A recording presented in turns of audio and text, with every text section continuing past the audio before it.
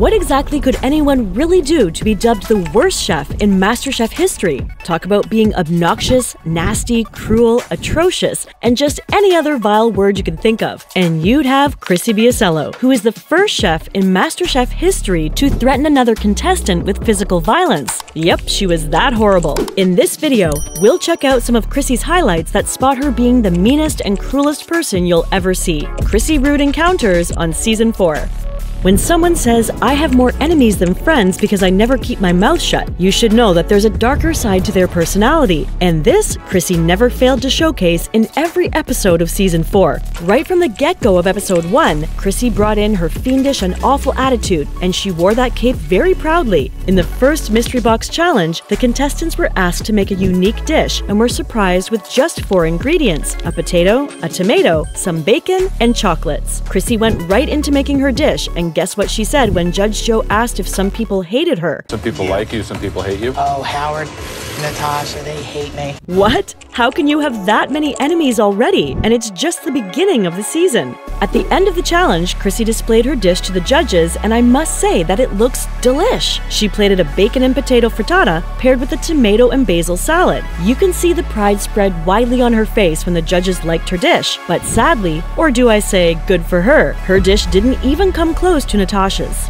This meant Natasha won, and Krissi became a total hater, telling her to enjoy her moment because she didn't think it would last very long. Oh boy, come on Krissi, you don't have to hate others just as much as you hate yourself. However, this was only the beginning. Jordan picked her up during the next team challenge to join his blue team. Really, Jordan? Krissi? Really? Well, he painted it perfectly clear to her that he was the team's captain. Therefore, he expected nothing less than her full cooperation. But what was the first thing that came out of her mouth after getting the apron? "Let's go, you son of a bitch." Okay, you see where this is going, right? And like you'd expect, having her on the team was absolute chaos. Eventually, they lost, and Krissi's only concern at that point was to chop somebody's head for having to go through the pressure test. Very typical. Back in the kitchen, Jordan, being the blue team's captain, decided to save Howard and James and then save the last spot for himself. Krissi thought it was a, in quote, bitch move. According to her, such a lame move could get your ass kicked in her neighborhood. Why? Because the captain is supposed to go down with the ship. Whoa, whoa, whoa. A bitch move, you say, Krissi? But guess who does the exact same thing when she also had the chance to save herself? Yep, Krissi did. This was during the Glee casting crew team challenge with Jesse and Krissi taking charge as team captains. Now, when they lost, of course, as expected, Krissi immediately blamed Beanie for mishandling the chicken. Right, Krissi, so much for being the captain that goes down with the ship.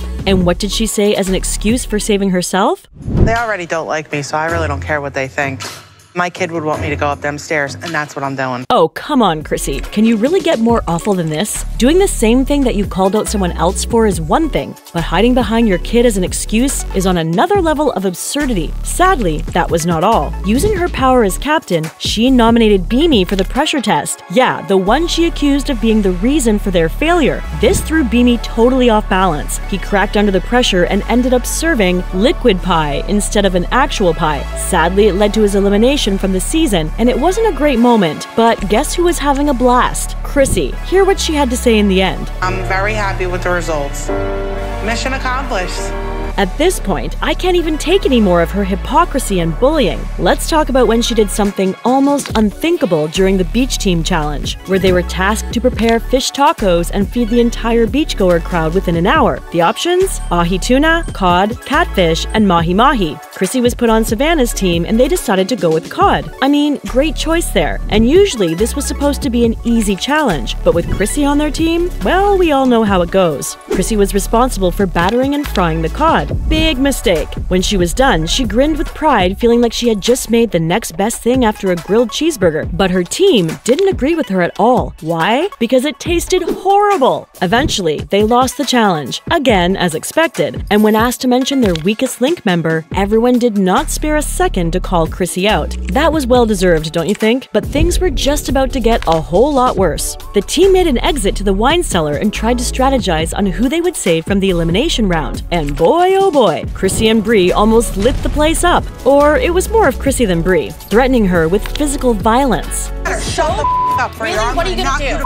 Good. I hope you. The entire team even reported her crazy antics to Judge Ramsay. They literally needed her to go. And guess how Krissi reacted to the news? She laughed it off and called herself public enemy number 1. It's really how happy she is seeing how she's well disliked by everyone that icks me. At this point, she should have been put off the show for good, but I guess the producers liked the drama, and unfortunately, we saw more Krissi than we loved to admit. Or do we also talk about the time she made a racist tweet, joking about how a black man being on top can be considered a sex crime? She also used the N-word, saying that that was what the N in NBA meant. This lady is absolutely unbelievable, and I'm beginning to wonder how vile one can really be. Apparently, after the internet came down on her in full blast, she apologized, but not because she felt remorseful for her wrongs, but because she was called out for it. Totally typical of her. She was finally eliminated in the 23rd episode when she failed a pressure test on making chocolate desserts. Whew, that was long overdue. In 2022, many years later, after the show had ended, she made a post on her Instagram page, going on and on about how much she hated the show and how the production was abusive and all that sorry tale. Really, Krissi? Abusive? Isn't that actually the other way around? Because I bet everyone agrees with me when I say abusive is the one word that best describes her.